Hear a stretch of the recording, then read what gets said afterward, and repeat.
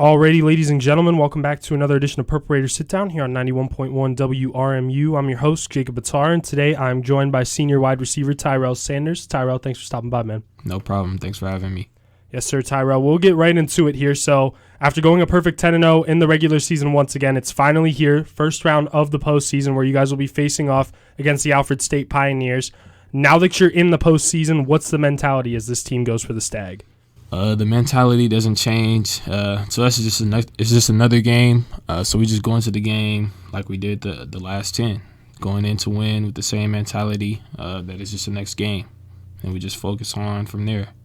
Yes, sir. And kind of touching off that here, so you were a part of this team's run last year to the Stag Bowl, which ended in the loss to North Central. Now that you guys are finally back here in the postseason, how much would you say that loss last year motivated you and this team to getting back to this point right here as this postseason begins? I'd say it motivated us 100%. Last year hurt us a lot, losing in the Stag Bowl against North Central, but this year we have the determination and the effort is there this year as well to just come out every single game with our mind set on the Stag.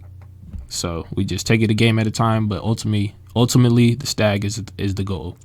Yes, sir, and that determination is shown each and every week so far this season, and definitely love that mentality here from you guys. But for you, Tyrell, looking back at this past weekend, we kind of touched on it a little bit before the interview. You had a great game. You finished with 5 receptions for 84 yards and a 39-yard touchdown as the team defeated BW 41-17. Overall, man, how would you rate your overall performance from this past week and the teams as a whole? I think I played well. I could have played better, but I'm satisfied with my results on the end of the game. It wasn't my very best game, but I'm satisfied with the results. As far as the team, I think we played well as a team. We're starting to click, and things are starting to fall into places. Pieces are falling into places. So as we continue, we just hope that we continue to click together and that things fall into the right places so that we end up in the Stag Bowl again. Yes, sir, for sure. Love that answer there. And for you on the season now, Tyrell, 21 receptions for 342 yards and 4 touchdowns, as you've really kind of emerged as a top target in this offense here this season. Talk about your role in the offense that you've had so far this year. I've had a great role. Coming from last year, I wasn't able to play as much, so I've put in the work. So I'm excited for what's to come in these next few games. I'm excited about everything that's happened this year, and I'm appreciative for sure. But I'm just another target. You know, I get open, and number 9 finds me.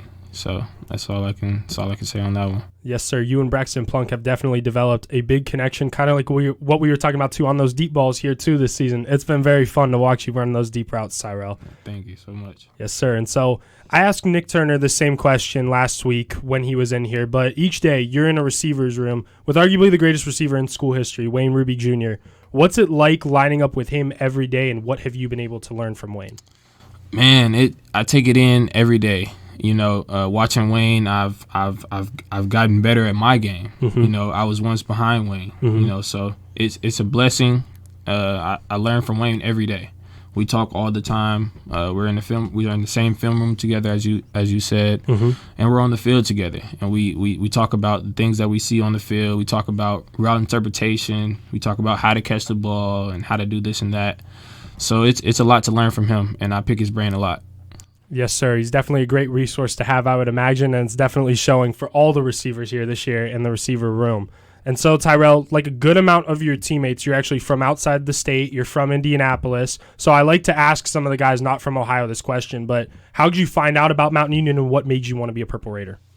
I found out about Mount Union because they came to our pro day back at Pike High School, and they recruited me, and I've been talking to Mount ever since. Also, a previous player that played here went to my high school, so that's why they came to our pro day, and they just ended up hooking me.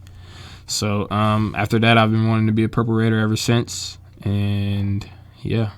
For sure. Very glad that you chose to be a Purple Raider here too, Tyrell. And now we're going to get into some quick, fun-hitting questions here for you. So I've asked everybody this same question each week, but your favorite team or teams. So it could be NFL, NBA, MLB, anything you want to touch on. I don't really have a favorite team. That's crazy. I could say I'll go with the home team, Colts. Okay. Go Colts, yeah. Gardner Minshew this year leading the squad. A little bit that Anthony Richardson situation, but hey, not a bad team for sure. 500 right now. Who knows? Maybe a playoff run. Maybe.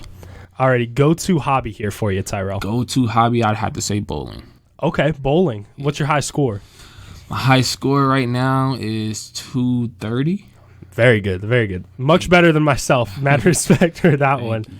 So this is going to be one kind of calling out one of your teammates. In practice, though, the toughest DB to go one-on-one with. The toughest DB, I had to say Josh Jones. Okay.